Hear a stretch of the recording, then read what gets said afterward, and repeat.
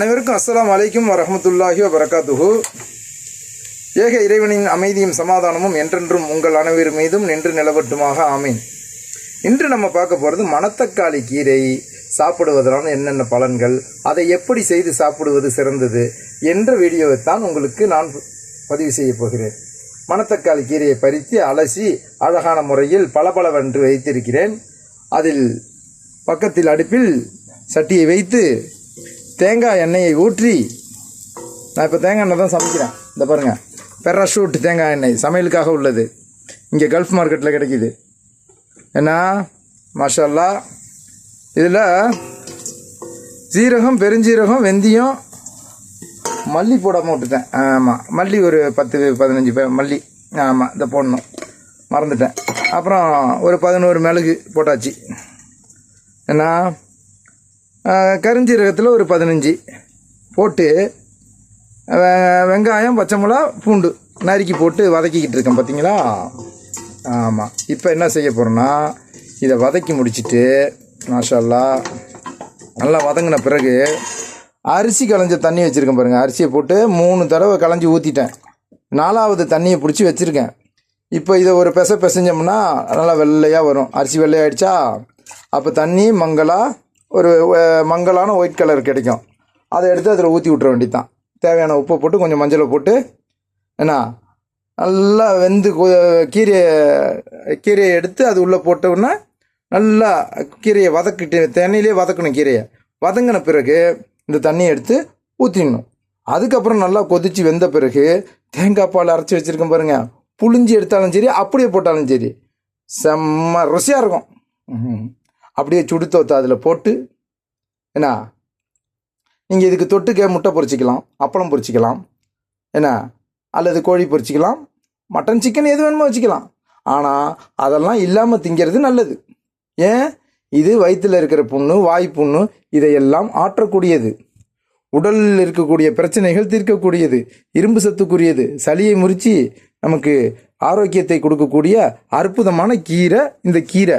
இதனால் நிறைய பலன்கள் இருக்குது நமக்கு. அதனால் சொல்கிறேன், இதை சாப்பிடும்போது கவுச்சி எதுவும் எடுத்துக்க வேண்டாம். சாதாரணமாக இதை மட்டுமே சாப்பிடுங்க.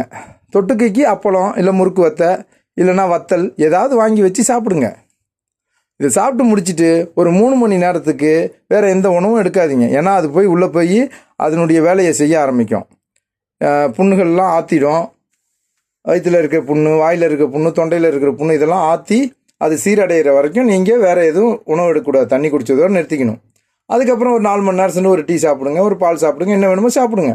ஆனால் இரவு இந்த இது சாப்பிட்றதுக்கு ஏதாவது ஒரு டிஃபன், இட்லியோ, தோசையோ, பொங்கலோ, வடையோ ஏதாவது ஒன்று, ஏன்னா நார்மலாக சாப்பிட்டுட்டு அன்றைக்கி ஒரு நாள் விட்டுருங்க.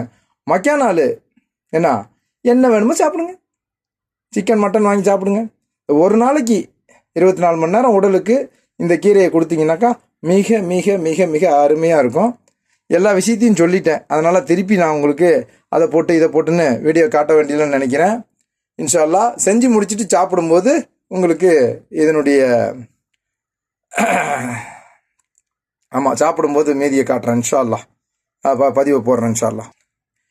எண்ணெயில் வதங்கியவுடன் அரிசி களைந்து வைத்திருந்த தண்ணியை ஊற்றிவிட்டோம்.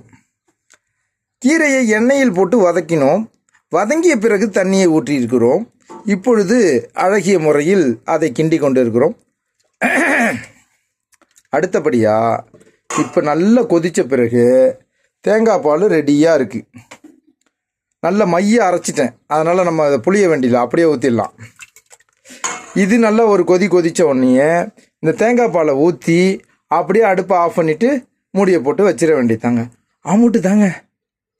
சும்மா சுட சுட சோத்தை ஒரு 2 கை எடுத்து கிண்ணத்தில் போட்டு இந்த தேங்காய் பாலோட கலந்த மணத்தக்காளி கீரையை போட்டு பெரட்டி நல்லா பிசைஞ்சி வாயில் போட்டோன்னு வைங்களேன், அமிர்தம் மாதிரி இருக்கும்.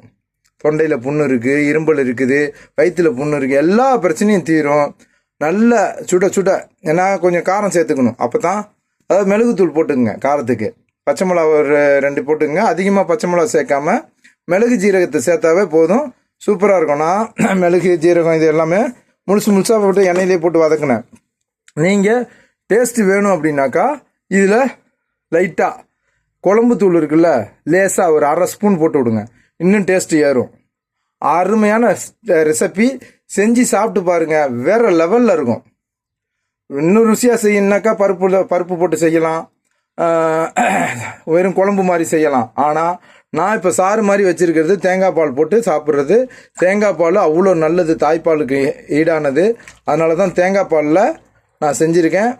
இப்போ கொதி வந்த பிறகு தேங்காய் பாலை ஊற்றி சோத்தாக்கி பாருங்கள், அரிசி அப்படி சோறு சுட்டு சுட்டு ஆக்கி இந்த தேங்காய் பாலை மணத்தக்காளி கீரையை ஊற்றி சுழட்டி அடிச்சிங்கன்னா சூப்பராக இருக்கும் என்பதை சொல்லிக்கொண்டு நிறைவு செய்கிறேன். அஸ்ஸலாமு அலைக்கும் வரஹ்மத்துல்லாஹி வபரகாத்துஹு.